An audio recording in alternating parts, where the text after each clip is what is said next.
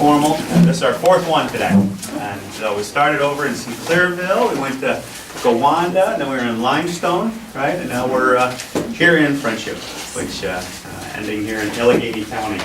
And again, want to thank everybody. Thank you to the town for opening up the facility and having us over here. Got to say hi to our tracker over there. This is a new one. What's your name? I'm Zach. Zach, okay. Yeah. Are you out of the DC office, or where are you from? State party. State party? Yeah. Okay. So it's all part of the political operations. We're getting into the campaign season, so we'll just wave and say hello. But I saw anyway, you on Fox News. yes, the other night, they were Holy telling cow. me. Yeah, we had the new IRS commissioner in front of us on the Ways and Means Committee and asking some questions. But, so before we get started, maybe just quickly get into some updates from Washington. Wanted to talk about the Farm Bill. We got the Farm Bill taken care of, got a 5-year bill into law, president signed it, so that's good. I think we made some great strides in reforming some of our ag policy and also the food stamp program. Kind of improve that, streamline that, downsize a little bit, get some savings, and really try to get the government going in the right direction. So that's good news. CBO just came out with its big report, the Congressional Budget Office just came out with its big report on Affordable Care Act, Obamacare type thing, 2.5 million jobs being lost. I'm sure we're going to have some of those conversations here today. But I did want to, in the CBO reports, take a look at the projections for the debt. And we kind of spent a little time in, I don't know if we handed all these out, did we? Yeah. As many of you, and I see a lot of familiar faces, you know, as we could travel around and we talk about the debt, some people ask me, well, why is it such a big deal? And one of the things that the CBO report came out with that I want to just put on everyone's radar, on top of the Affordable Care Act train wreck type of information that's coming out of there. This is a chart of the interest payment on the debt. And if you look, just between now and 2024, and these are very conservative assumptions at the Congressional Budget Office, the referee, if you would, out of Washington, they are projecting that our interest payments, our debt service payments, are going to be $880 billion in the next 10 years on the debt. And we always bring this pie chart, as you guys all know, as we go around. And just to put it in perspective, all of defense spending, we spend out of the $3.6 trillion we approximately spend, $670 billion. So if you had to come up with $880 billion to pay the debt, and right now we're paying the debt at about, this is a little older information, about $233 billion is what we pay on the debt right now. If you have to find in this piece $880 billion, just imagine the crisis that we're talking about. That's why I think this, I wanted to highlight that because it's not getting as much attention on the press. Because it really puts in focus what's coming down the pipeline if we just maintain the status quo. And so we put that out there. The other thing we want to highlight is we're really trying to figure out a way to get out of this debt hole, not only by downsizing the government and getting the spending under control, but growing the economy, getting people back to work. That has to be mission number one. And the healthy economy is going to solve so many problems. It's going to, more people doing better, contributing, but also less people relying on the system and standing on their own 2 feet. So we're very interested in trying to improve the economy. And some of the data came out. I mean, we got the unemployment number, 6.6%. Yesterday came down, and I think we're going the right way. We got a long way to go, and a lot of work to do. Hello, ma'am. Come on in. Hello, hello. Good to see everyone. We waited for you. Come on. All right, we're packing them in. Come on in. Come on in. But, so anyway, that's kind of an update from Washington, and we'll go into maybe... Yeah, we have a number of questions, and Good conversation. it's circling around, and we'll also be able to open the floor. And so thank you to the town of Friendship, first of all. I think we got a good chunk of our county legislature here. Kevin and Mike and Dave. I don't know if I missed any other legislators that are here. Anybody want to introduce themselves? Kevin, you want to say anything, or Mike, or anyone? So thanks for what you do in the county legislature as well, guys. Thanks for coming. Our supervisor, thank you very much. Yeah, absolutely, as our host. So, go through some of the questions. First one, political question from Dave. Do you know Rob Astorino? As Republicans, we need to unite behind one candidate who's electable to defeat King Cuomo. Who would you support and why? Well, This is clearly a political question, so what we're going to do is, these are more of official, Dave, kind of events, so why don't we have a conversation outside the official setting here, you know, but other than to say, we're getting into the campaign season. There's a lot of good people that are running. Rob and Donald Trump is the other person that's out there. You know, let's let the process go. Let's get through that process. Let's unite and have a vigorous debate going forward into November. And then, other than getting into any type of issues, we'll leave it at that, and we'll get into political talk outside of here. I do believe at the moment, either Mr. Astorino or Mr. Trump have declared their candidacy for governor, so we're all sort of waiting to see who will or won't. So it's going to be a vigorous November. There we go. Thank you. Bill's question regarding, and we'll open up a lot of conversation on the Second Amendment. We need a federal law to protect concealed carry permit holders from dirty tricks on the state level. So reciprocity crossing state lines for people with concealed carry permits. Well, that and pass laws that actually, if they're gonna deny carry in certain buildings or something like that, they should post the building and the law that pertains to it. Or in the case of the Greenway, they gotta at least know where the property is before they say we can't carry on it. And post it with the law and have an actual law that says that, instead of this one where the Department of Homeland Security recommended that any building where they have town justice court, you can post a sign that says no weapons are on the property, on the premises. And there's no law behind it. So if you carry in spite of that sign, you're not breaking any law. But it's just a long list of dirty tricks like that. And then they said, the situation now is they've gone from you can't carry more than 7 rounds in your 10-round magazine to now you can carry 10 rounds in your 10-round magazine, but nobody makes a 10-round magazine for my gun. My gun has an 11-round magazine. Where do you go from there? All right. So since the state isn't too interested in protecting our Second Amendment rights, could we possibly get the federal government to? Well, you know where we stand on this. Yep. You know, constitutional, individually guaranteed fundamental right. So Personal, we're gonna continue- individual.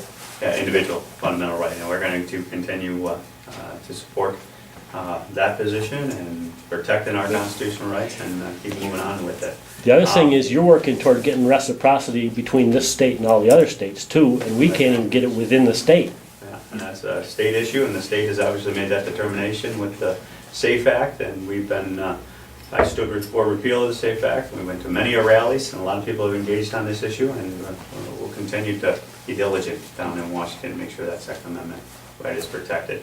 As to what they're doing with the regulations and the policies and whatever agendas there, just keep us informed, and let's see what we can do to put a spotlight on it. And We can't because nobody can tell where we're going with it right now. so they don't know where it's at. No.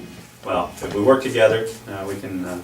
Any chance of a federal law to curb that kind of stuff? Well, it's gonna be tough. We're pretty confused with it right now. Yeah, because it's a really a state determination, I would think. So, be tough, but we just don't want the federal law expanding and infringing on our Second Amendment rights. No, We need to be real maybe focused. pass laws that support it.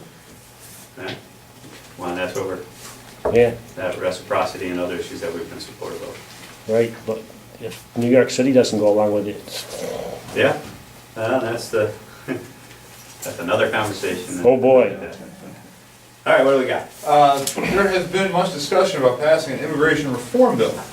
What are your thoughts? Previous laws mandated a fence, which never came about. Was presumably paid for, but was presumably paid for, I think. yeah. Immigration reform. Who is Immigration that? reform, Deb. Hang on. Where's Deb? That's me. Hi, Deb. Okay. So what are your thoughts on immigration reform? Where do you think we should go with this, and what should we do on it? Well, I think we should enforce the laws that are already on books. I think just like in times past, people had to come here and become citizens. I think that the people who are here illegally should be, personally, I think they should be sent back home. And if they want to come back in as people who are applying for citizenship, I think they should be allowed to do that. But we shouldn't just give, I don't think we should give The citizenship. Yeah. citizenship automatically. Well, just so you know where I'm on the issue. I don't support amnesty, nor will I support amnesty. There is a problem with our immigration system. I think we all can agree on that, so we got to figure out a way to fix it. What is it? What's that? What is the problem with it? We're not enforcing the border, for example. Oh, that kind, Catches okay, that yeah. kind of problem. So we need to work on that first, in my opinion. We also, you do have to recognize that there are 11 million people here that have come unlawfully and are here illegally. And I recognize that, so we may disagree, I think, on the concept of deportation and that type of thing. I think it's just, it's practically speaking, it's gonna be very difficult to do. So you gotta figure out, is there a path that we can come to an agreement as to how to resolve that? And that's where some of the discussion recently about legal status came up. And just so we're clear, legal status is not citizenship. That was being thrown out there for a discussion point is there a way to recognize that, okay, look, it violated the rules, but we're gonna have to move forward and we're gonna have to take care of the border, we're gonna have to deal with the immigration system and then address the 11 million people that are here unlawfully. And is there a way to say, the penalty is you won't get citizenship. Now your kids, I'm open to having that conversation about kids who came here because the parents brought them here and leaving that path open potentially for the children. I'm okay with having that and doing that. But with the status situation, I'd say I've talked with a lot of folks. We got a lot of immigrants in the district because of the agricultural issues. I've talked with both legal and illegal immigrants, and I'll tell you, one of the things that resonates with me is that the legal immigrants were saying, you know, we went through the whole process. That's the group that's most upset about that whole amnesty thing. We waited our time, we Yep. paid a lot of money. How is it Followed all the fair rules. that you're going to give citizenship to the 11 million people who violated the rule? So that fairness argument, to me, carries some weight. And then you go, and then when you talk to the legal immigrants, one of the things that's been very surprising to me is that they're saying, okay, what you're saying, Tom, is that we could potentially have to pay a penalty, come in and plead guilty, and we'll get some type of legal status. We won't ever get citizenship, that's our penalty.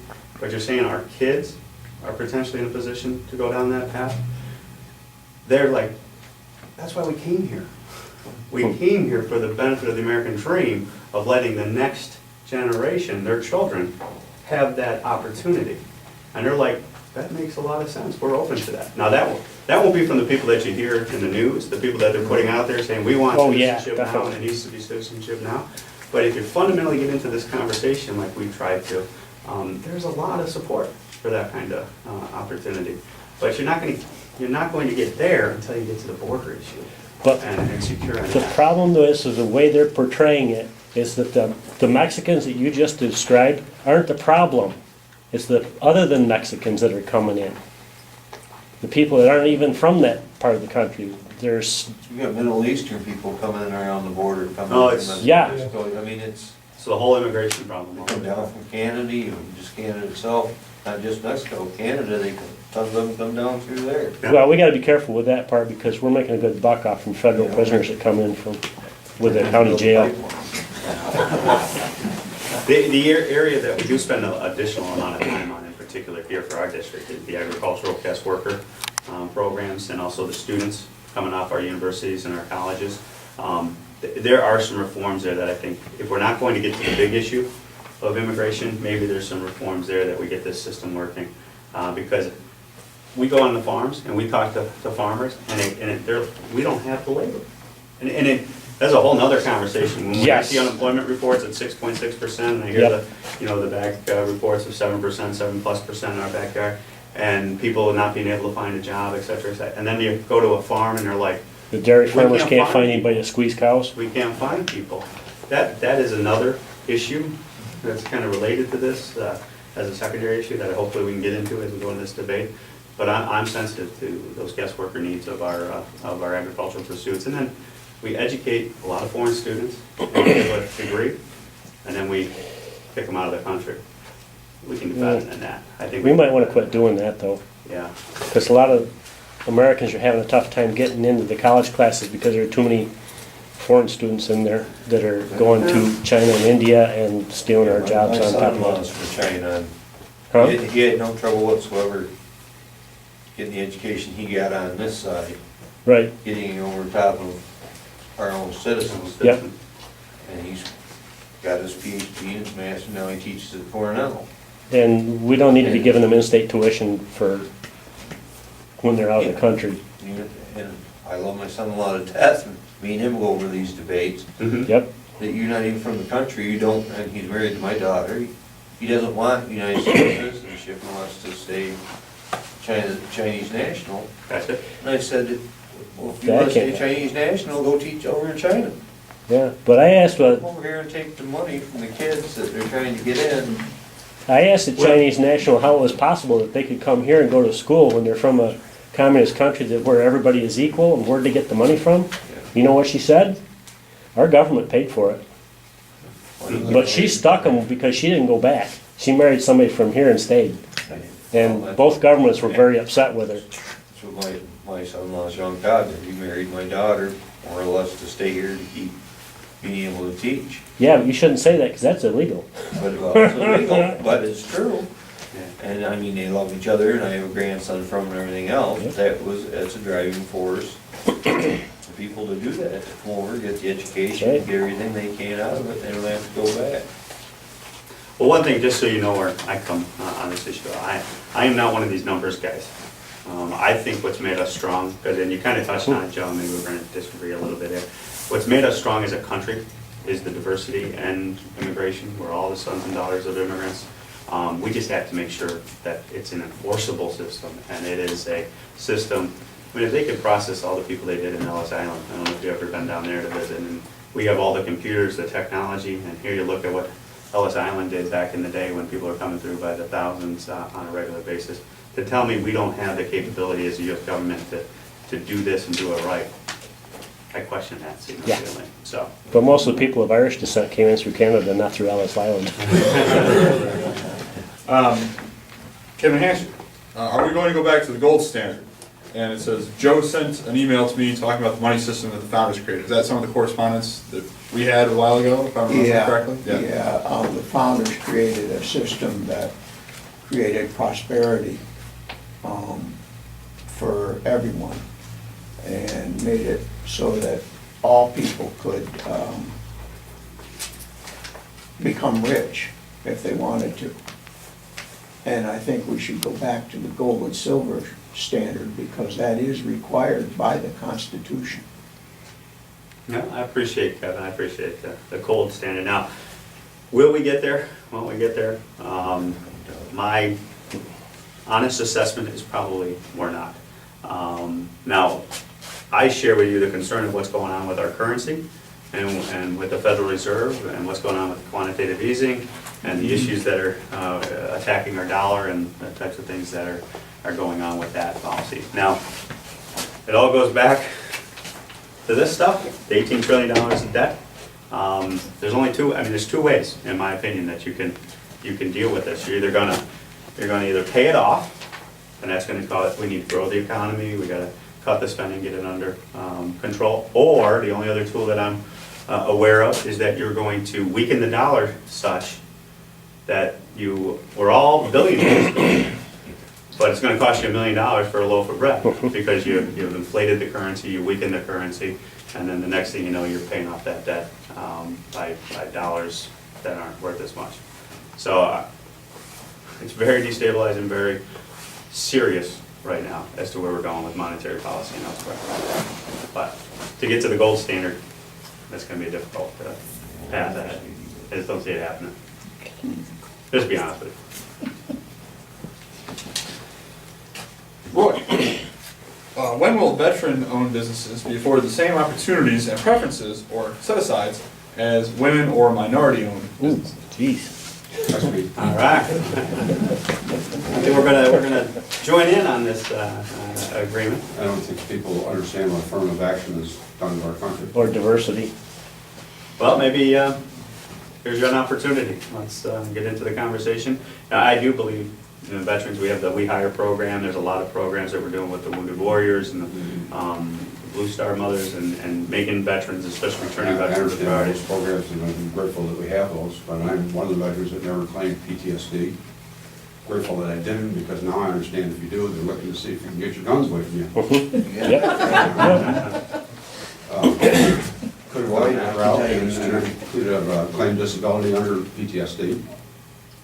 The only set aside for that would be a 3% VA system set aside. In my case, I did my 4 years, and considered a combat veteran by the Veterans of Foreign Wars, and got out in good shape. There are no set asides for somebody like me, and I own a professional business, and I can't give my business to my wife to get the woman-owned business credits. That's what everybody else does. Exactly. Well, I appreciate it. I mean, I think we can definitely join with you in trying to figure out a way to treat veterans and veterans businesses in particular in a way that should be treated like others. And I think there's, with all the returning warriors we have, I mean, I would think this is the time to really come together. And I think the country as a whole believes in it, but when you talk to politicians about it, they're like, no. You know, you got this minority-owned thing that's kicking a lot of money into it, and we can't do anything to hurt them. And I'm not sure where the women own, I can't disrespect any women for, you know, doing business, but when I talked to my old boss, I used to work for a large engineering firm, and I run a surveying company. Okay. His firm does about $5 million worth of business a year. They have to give 25% of their business away every time they do a government contract. Either be a minority-owned or a woman-owned business. The women-owned business they choose does more business per year than they do themselves. But under federal law, you're forced to give that business away. I don't understand the whole concept of it. When I talked to my old boss, he's like, I don't have a problem with it, you know, somebody's coming up and they're trying to build a business and they're trying to get into federal or state contracting. It's a great idea, help them out, but there shouldn't be a graduation.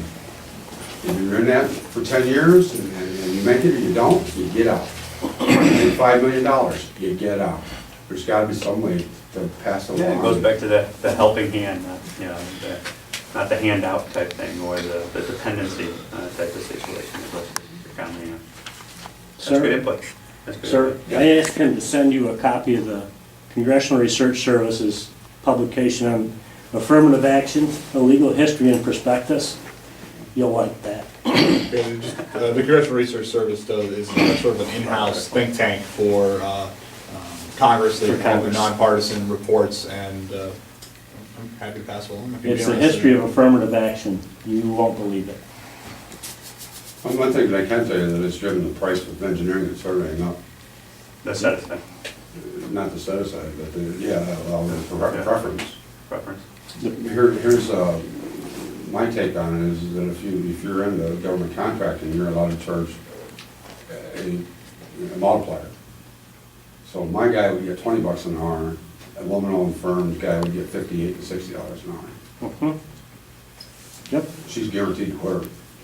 So why Yep. not, she can pay the guy, I'm gonna get 2.5 times whatever I pay him. Well, and obviously the intention, I think we can all agree, as you said, with the intention is to encourage entrepreneurship, especially in minority sectors, women-owned business, encourage that type of entrepreneurship and reward that type of behavior. And I'm interested in doing that, just as with the vets, or especially the vets who are returning. So maybe there's a way to reform the system to make sure that doesn't go beyond what that intent was. But in a lot of cases, that didn't work that way. It backfired on them terribly. I'm saying, right now we have there's a sign up for vetbiz.gov. Okay. If you own a veteran-owned business, you can get on that and they'll pass your name along online. Anybody can look it up, see if you're a veteran. And the idea is that people would like to hire veterans. What happens with that with me is I end up 2 or 3 times a month, I get some application from some guy in Africa or India or someplace. You know, they got a hold of my email off from that, and they're asking for a job.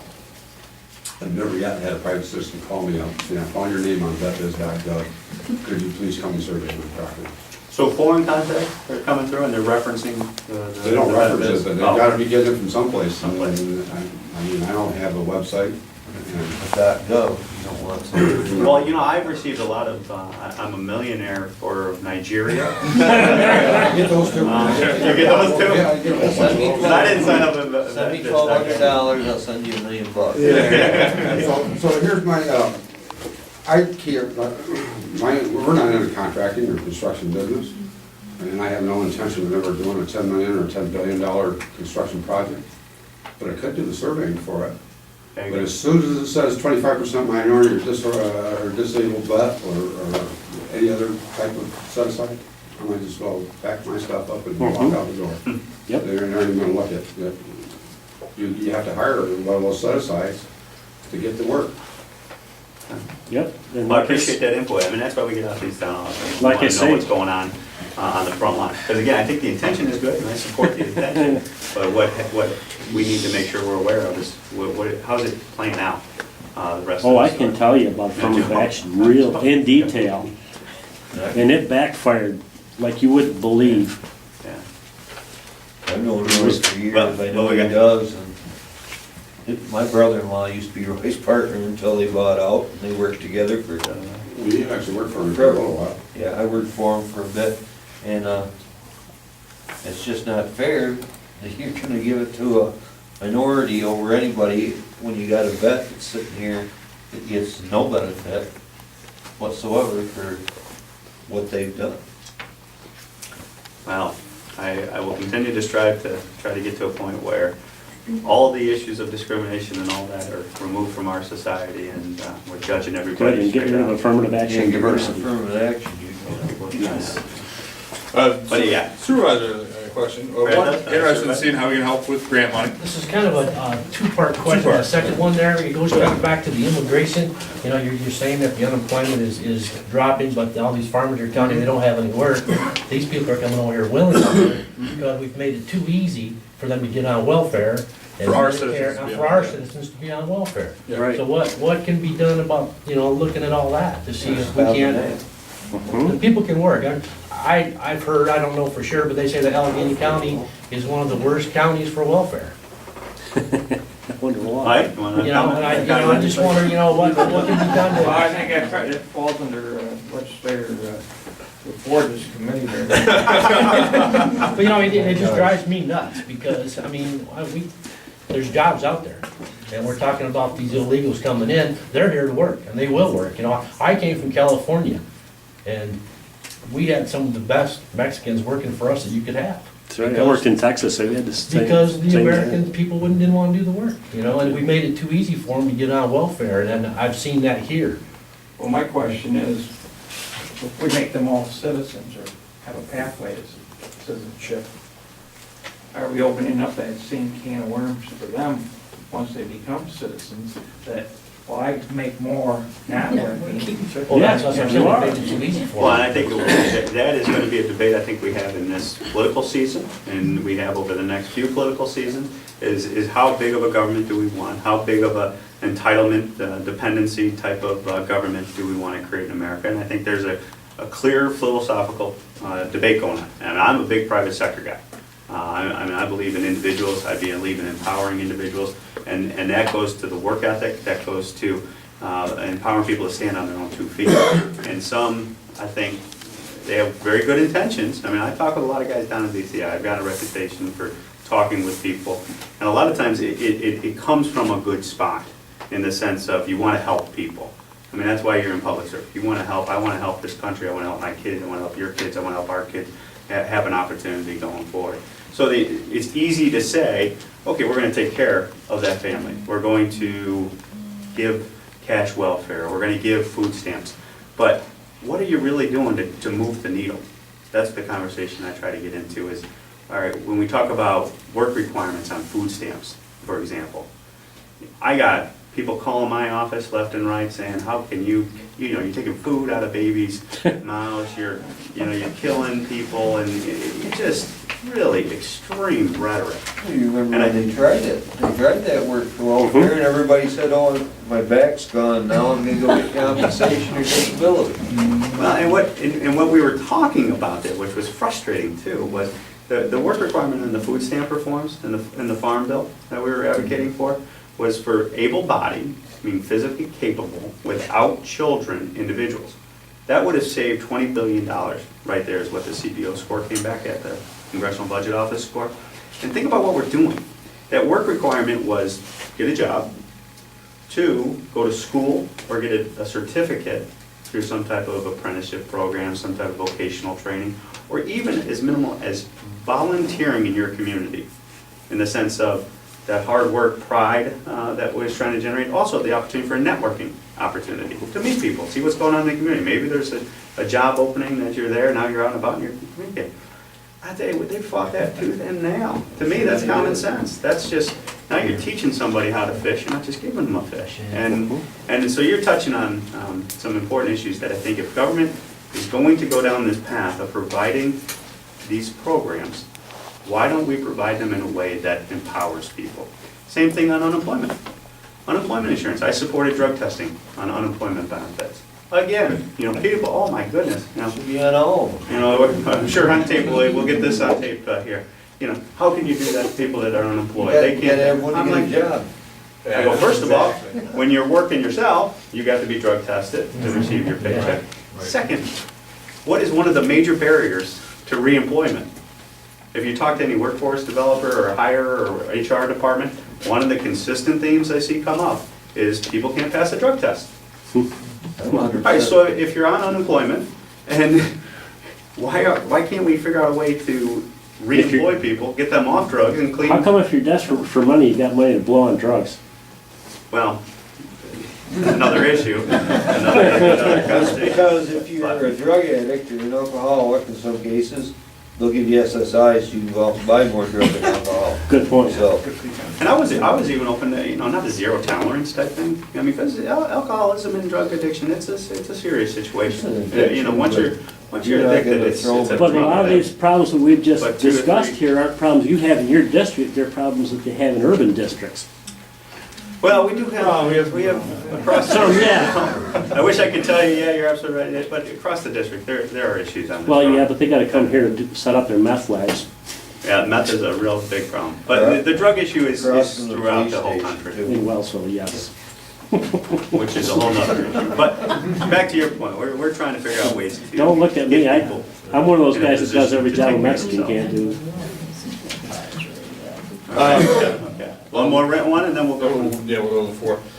Let's go to the floor, I really wrote this question. Well, I wanted to address something about the welfare comments previously, in that there is no waiting period in New York State, and I believe we're about one of the very few states that has no waiting period to come in. This is a New York State thing.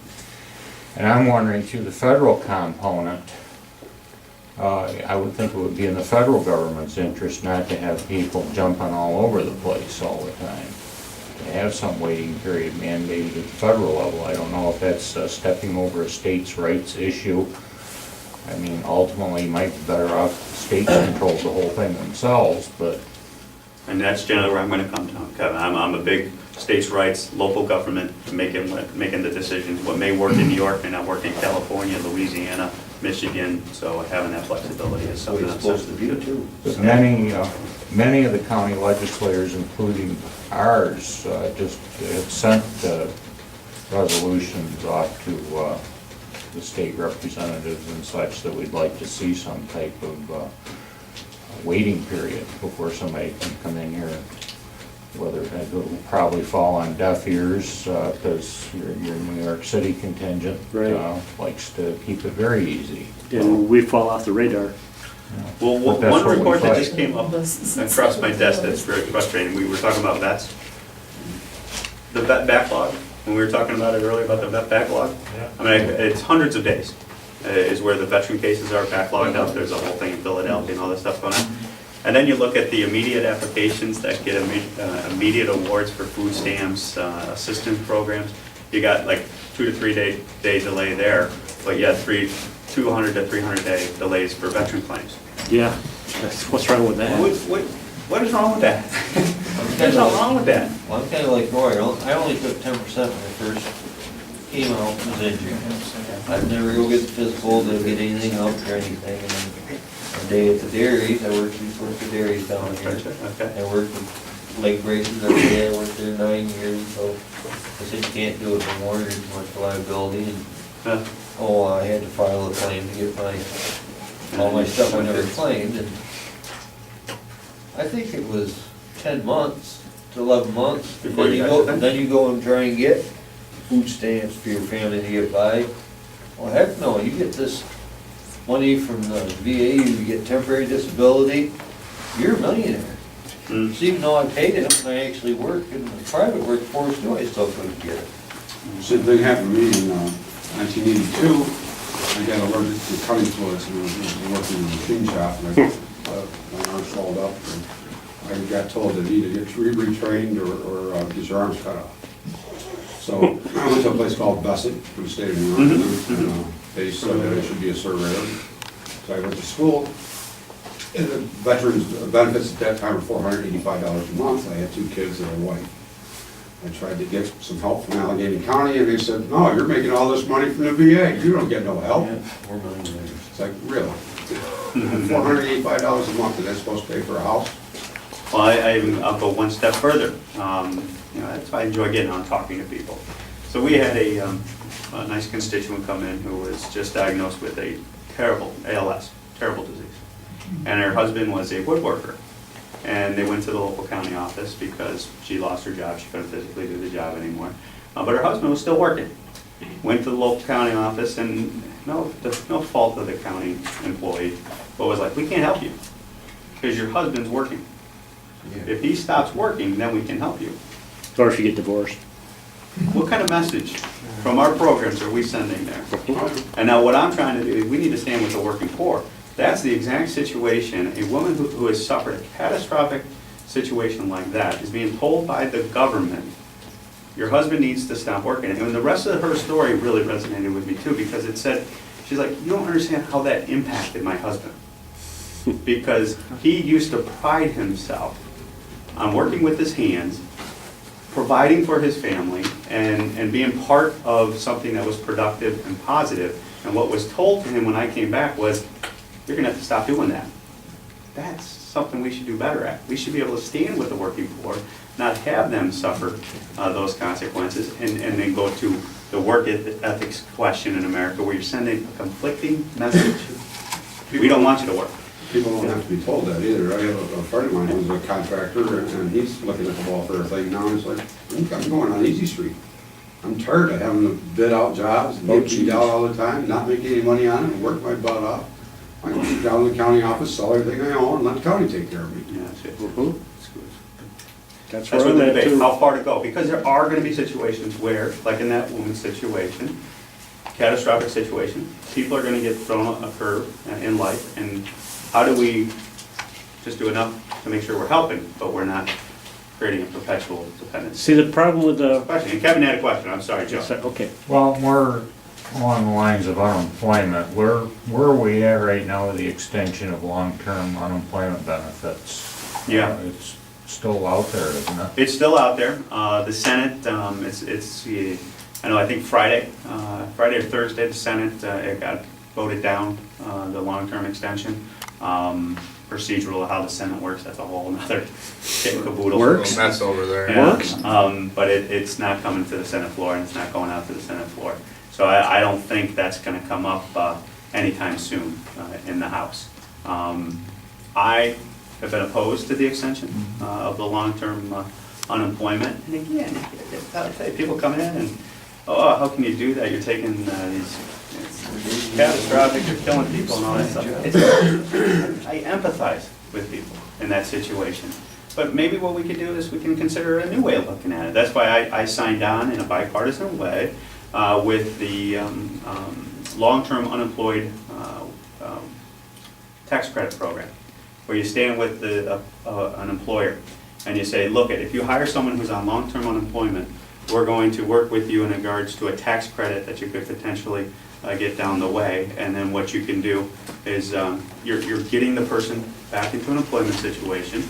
You're taking someone out of a long-term unemployment situation, and you're getting them back into the workforce, and they're moving forward with their lives. To me, that's a new way to try to look at the issue and try to come up with a new solution, rather than just the blanket, extend the unemployment, and when that expires, we'll deal with it again, and we'll extend it again. Trying to break the cycle. So that's where we're at with it. But well, we shall see. We shall see. It's on a different topic, Yeah. Lynn question. looking at healthcare, but from sort of a strategic standpoint, is hanging entire GOP election strategy on the ACA, the Affordable Care Act, Obamacare, wise? So, 'cause Obviously, I think that's a political it's question. a political question, but obviously we have the healthcare issue in general, I'm sure a lot of people are concerned about.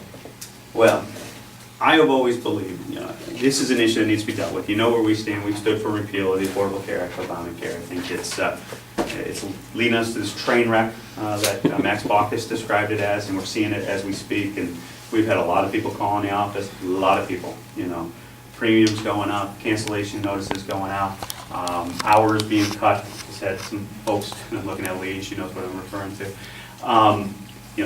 There are real impacts that real people are suffering as a result of this law. So we're going to continue to fight the law and repeal and go down that path. As to the politics of it, I will tell you, I also believe we have to be able to walk and chew gum. We have other issues too facing the country.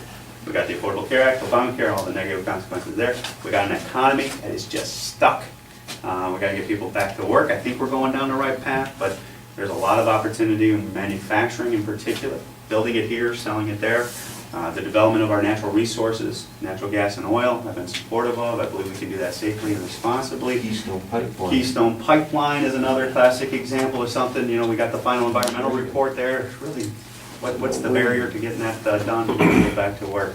So I think we got to be beyond just the Affordable Care Act all the time, Obamacare all the time. It has to be broader than that, and we're going to be part of those efforts to get into the other issues that are out there. One of the other issues that I'm interested in working on too is infrastructure needs of America.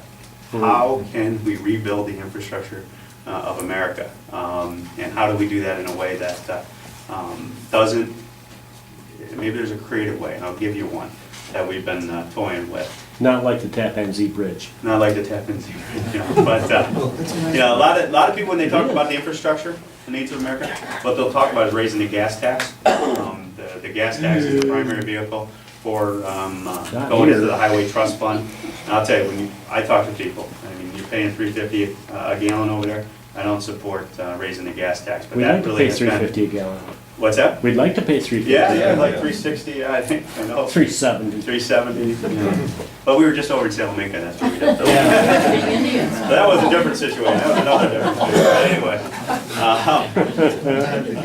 But I do go through Pennsylvania every week, you go to Maryland, Pennsylvania, I'm paying $3.45 down in Pennsylvania. But, so how are we going to fund that infrastructure need of America with some new resources? And I'm a big fan of trying to figure out a way to use foreign dollars to go into the infrastructure needs of America. So take the natural gas situation. I've been supportive of potentially looking at a way to put a fee on the export, because that export question is going to be coming up here. And if we do it, put a fee on there so that the foreign customers have that money come in, and that money goes right to America's infrastructure. I think that's something that would be a significant source of revenue to help us with our infrastructure. Or just have China finance it all. Well, yeah. There's also opportunities when reforming the tax code that we're interested in. Reforming the tax code and simplify, make that code fair. And when we talk about foreign earnings, there's about $2 trillion overseas right now. And there's a whole debate, and it gets into the weeds, worldwide versus a territorial system and all that. But as we reform that system, take those foreign dollars that are sitting over there, the $2 trillion, and if there's tax to be generated off there, dedicating that to the highway trust fund. That's an interesting concept to me that's gaining some support and that we've been considering. So I think that's where I think we need to be focusing beyond just the Affordable Care Act.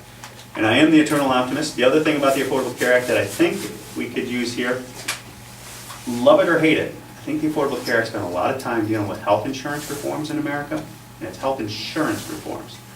What I'd like to see is potentially us get into the debate of health care costs. And how are we going to bend the curve on the escalating health care costs? Because if you control the cost escalators, you're going to go a long way to adjusting the health insurance premiums and the increased cost there. So I'm very interested in bringing the debate back and say, how are we going to utilization of healthcare more effectively? Have a honest conversation in America about end-of-life planning in America, I've done a lot of work, and I'm a firm believer in hospice and palliative care and all those things. I am not gonna be one of these guys talking about a death panel or anything. That's not what I'm talking about. I'm talking about us having the fundamental conversation in America in a different way than what I did when I was a kid, when my mother passed. You know, I'm the youngest of 12. Mom was diagnosed with cancer. She died in my arms. 9 months a day she got diagnosed. And I was the kid out of the 12 of us who went to Mom and said, what can we do? We're going to have you flown to Mayo. We're going to go to Sloan Kettering. We're going to go across this country, and we're going to fight. We went through the first round of chemo. Didn't work. And Mom said, you know what, Tom? It's time. She recognized there's nothing more we could do. She said, I don't want to go through my last few months of life not enjoying my family, not passing in my own bed, and this is it. This is part of life. And she taught me a life lesson there that I'll never forget. And she taught me that at this point in time, you may need to be asking the question, not what can we do, but also, why are we doing it? And I think that changes the curve, because any report that you read on healthcare in America, you know, that last 6 months of life, that's where we spend most of our money. And a lot of it, I would dare to say to you, that I've studied and heard from people, goes to things that maybe from a quality perspective, it's probably not the best use of the dollar.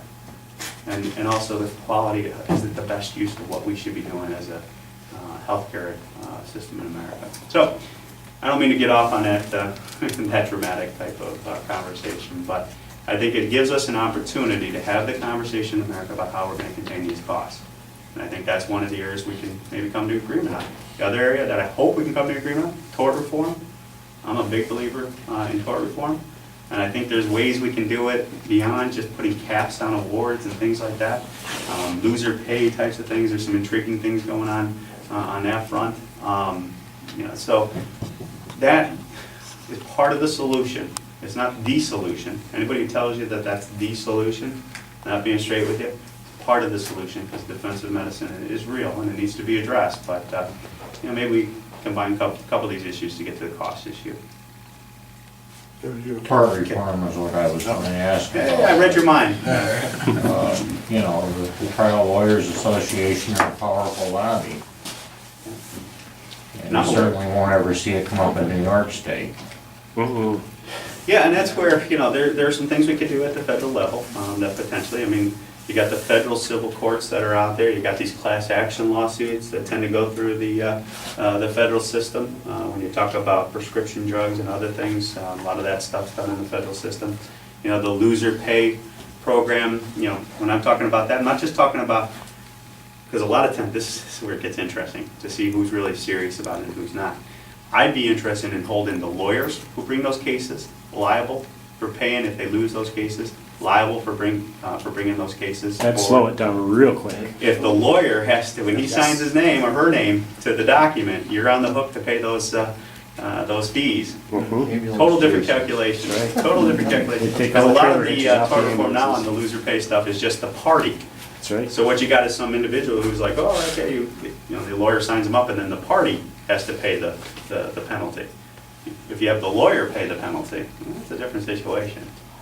I get it, the other counter argument, well, no one's gonna bring any cases, chilling effect on lawsuits, well. Gee, that'd be horrible since the court system's already with that. No. That's the counter argument to the counter argument that we get into. But we've had these conversations, and we're gonna continue to have these conversations. But the Because, judges never throw those out either.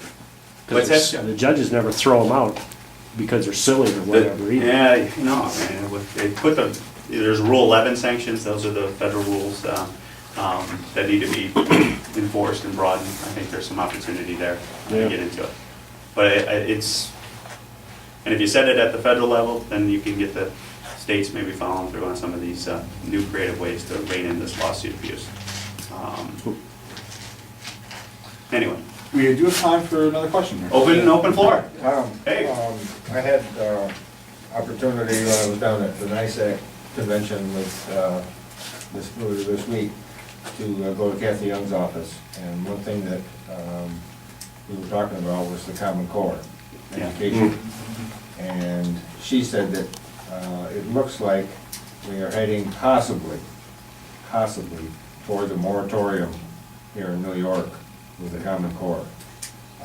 because it's just an abysmal failure, and there's more stuff coming down the pike that a lot of people aren't even aware of. The data mining that they're gonna do on the kids, starting in pre-K, right on through until they're through college. And all the, all the information that they're gonna request and require, and, but she feels that possibly, as I said, she emphasized that, Possible. that we might be able to get a moratorium on the Common Core going forward. Well, and we've been, the Common Core, we've heard the loud and clear, this is a growing issue and it's really gaining some attention, and rightfully so. And we've been opposed to the implementation of Common Core like it's being done at the state, and the issues that you're touching upon, Dave. I think this one-size-fits-all type of mentality, that's why I go back to my concepts of local government. I'm a states' rights guy. I believe in the states having the ability what works in Friendship, New York is not going to work in Los Angeles County. You need to get away from this one-size-fits-all, and a lot of this Common Core mentality is coming from that type of government. And we're going to join forces to make sure we keep pushing back on it. Now, there are some issues on accountability and those types of things that I think we can all agree on, how to do that better, how to hold people accountable in this arena, in education, and that's something where I think there may be some I'll common go ground. back to the local system the way it was before. When I went to school, well, you had class 1, class 2, you already know it. You had the kids that were super smart that were in one class, you had kids like me that were in the other class. And that's the way it went all the way up through school. There wasn't, you weren't whining about it. You just went to class, you learned what you had to learn, you got out of school, and you were done, moved on with your life. And education now, all they're doing is they're teaching these kids how to test. Yeah. My daughter, who's married to my son-in-law Max from China, if he wasn't there to teach her how to do mathematics, she wouldn't have made it through her bachelor program. Any of my kids, any of my 4 kids, I could throw them an algebra problem, and I'll sit there an hour waiting for an answer. I'll have to walk over and still show them how to do it. Yeah. It's just horrible. They don't teach the kids. And there's some things we're working on at the federal level in regards to manufacturing in America when it comes to STEM, science, technology, engineering, mathematics. I've been very supportive of it, promoting and developing, using public-private partnerships in a way to get the private entities more engaged in the K-12 programs, also at the college level. There's a manufacturing bill that we've been working with, Revitalize American Manufacturing Innovation. It deals with advanced manufacturing.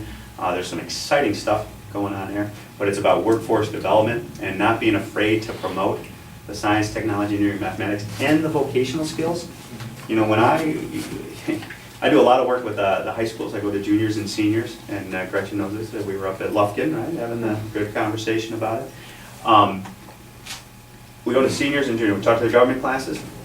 I said, well, what are you guys going to do? Everyone's going to college, right? All right, good, yeah, we should all go to college, no doubt. Education is important.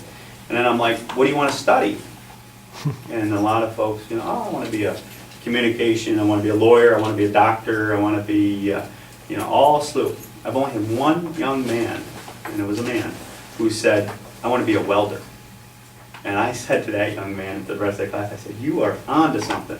Because I had just left about a week before, Nucor, down in Chemung County, the steel fabrication plant down there. They were starting their welder at $60,000 a year, starting pay. And that's what it's a skill set we're losing. I was just with the U.S. Steel people not too long ago, and they can't find that. And when I left that room and I was promoting vocational skills, there were some folks who came up from the adult side who were like, how do you talk about that? I'm like, oh, I bet there were. Oh, yeah. What do you mean? And I tell you, there's a stigma still. You talk about, that stigma in school. We've got to overcome that. You look at the German model, you look at the other models, they stand, they promote, it's university and it's college. When I say college, I'm also talking like 2-year degree, we're talking all those. To me, it's all advanced education, they're all, it's all part of that. We can't be afraid of it. We can't be afraid of that. We got to promote that. Those are good careers. I don't know if anybody's been in a manufacturing facility recently. Yeah, amen. So many, because one of the persons who came up after that conversation, like, oh, they're gonna lose their arms, it's dangerous, it's dirty, and all that. I go, you have not been there. And when you go to a new advanced manufacturing, you see 3D printing, you see the nanotechnology that's being deployed, you see, you know, some of that stuff that's going on. I mean, you could eat off these floors. I in get some you of a these tour of one, but they don't want anybody from your outfit in there because they're afraid they get taxed. The liability insurance for that company is really bad. I hear you. All right, that's good, that's good input. Not only that, but I'm doing industrial electrical there and talk to the utility company and the young guys, it's like mysticism to them. They don't know what they're doing. And we gotta talk about national fuel gas sometimes. Oh man. All right, well, we'll talk. Union electricians that don't have any clue want me to show them how to do their Well, work. Common Core, and the last point on Common Core, I wanted to, you know, kind of give a pat on the back to a school district that I think is leading the pack here is Corning. I don't know if you noticed what Corning did here recently. They rejected the modules on Common Core. And they said, we're not gonna do it, we're gonna do our own. We're gonna come up with our own modules, and they're really, and you talk about a sensitive issue. I give them credit for doing that. So take a look at them. That's something for us to do. And there was 2 ladies there, but there was 3 ladies involved in presenting a case on Common Core and some of the, you know, the pitfalls of it. And the one lady that wasn't there was from Corning. So I'm sure that she and her 2 cohorts are involved in that and instrumental in getting that changed, because it opened my eyes. I mean, I was already skeptical of it and afraid of it. If it's the ladies I'm thinking of, I've had a chance to meet with them. Yeah, we just saw them yesterday. Yes, Just yeah. saw 'em They were right on the road. Yeah, they got a fabulous presentation. And I'll tell you, how Corning got out in front of that was because of the parents and the folks who stepped up and went to the school board. And then kudos to Mike Janowski, the school superintendent over there. He listened and he said, you know what, I agree with you. We're not gonna teach this test. We're not going to have the one size fits all. We'll get the accountability, we'll do the work. We're gonna, you know, and he's going out on his own. But kudos to him, and maybe other school districts can learn some things and come together and say, we're not gonna do that. So that Common Core is a real problem. 2009, when the federal government dangled that, Yep. was They it did that money 40, for that. 45 billion or something out there for schools to, you know, have a piece of it if they adopted the Common Core. School districts, or, you know, the states jumped on it and then they passed it along to the schools, you know, you've got to follow the money. Yeah, follow the money. I think we have time for one last question. And also, I just want to say, I can't speak for the state senator, but what I would suppose she was probably thinking of when it comes to hopeful that maybe there's going to be some pushback is, at least in the conversation I've had in our district, the consensus is growing across the political spectrum. And you see teachers' unions have made some comments about the implementation being not right, leading Democratic elected officials. So it's something that's not just one party or other at this point.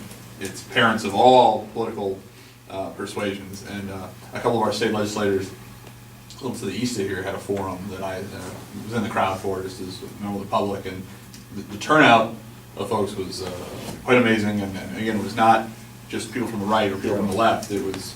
Well, there were school board members and a superintendent at this meeting that didn't know about this data mining part of it that's going on, and they were going to be started and implemented. They were just in fear of what was gonna happen, so. Well, and that's good. I mean, what Joe's touching is people are coming across the spectrum and saying, yeah, this is, and that's good. That pushback. So if we can unite those interests, I think that will be helpful as we go forward. So one last question? Man-made global warming. Once them all come up. Here we go. We'll do 2. We'll do 2. I trumped Joe. Yeah. Pipeline. Right. Yeah. Pipeline, which one? Canadian. Keystone? Canadian Keystone? Is that gonna happen? Have you been It able to should. convince Obama? We're gonna continue to work on that. He's running, they're running out of excuses.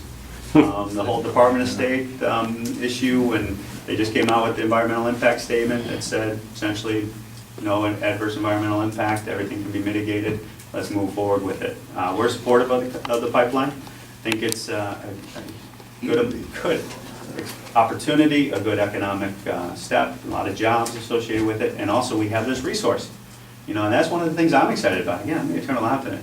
This resource in North American soil with natural gas and oil really is positioning us to be in a position where I can honestly tell you that by 2020, we should be energy secure. Now, energy independent is a different situation, but energy secure means we control where the energy is coming from. And we are such a force in the marketplace that we're still going to be importing oil and some of those things, but we're going to be in a point where we have more of the resource under our control. So the instability that we see, you know, every time there's a hiccup in the Middle East, what do you see? You know, because of the resource that we're going to have under our control, that security, that stabilization is going to be a real reality of our lifetime. Can we That's get a piece of that? game changer. And we would love to get a piece of that, but that's a whole other issue out of Albany where we keep weighing in with the governor and other folks that, Kevin? we're Well, close to. and the reason we're gonna get down to in the end with Keystone is because all the oil's riding on Warren Buffett's train right now. Yeah. And they don't like that going through Albany. Interesting. That train. A lot of those trains coming through. All right, we'll go back in the back. Going along with that oil, we have natural resource with all this natural gas that's coming up now, and we're shipping it overseas. Same as with Alaskan oil, it's going overseas. And we're importing oil from the Mideast yet. And we're all paying tax on everything that comes in here. Are we collecting any tax on anything that's being shipped out? Amen, and that's what we were talking about. I use the term fee. You know, the fee is to, when we get into the situation of exporting, and that export is developing, it's not as big as you think it is right now, because there's a lot of oversight on the export, and there's about 3 or 4 permits that I know, I mean, they're just, it's delayed in the bureaucracy of Washington. But as we export it, I am interested in putting those types of fees on that export, and using that money, when it comes in, to rebuild our nation's infrastructure. All that coal that's leaving Pennsylvania right now that we can't burn, but they're shipping it out just as fast as they can pull it out. That's the only place they can go with it. Yep. Well, we are over time, Yeah. so we appreciate everybody coming out. Thank you very much. And, Thank you. One lady wants to talk about a casework issue just after. It's just- Oh, okay. And then Mark, you and I are gonna talk. Yes, please. Yep. So I'm going to let you go. No, thank you for coming out. The door is always open, and please, enjoy. Thank you so much. Hey, thanks again to the town. Thank you.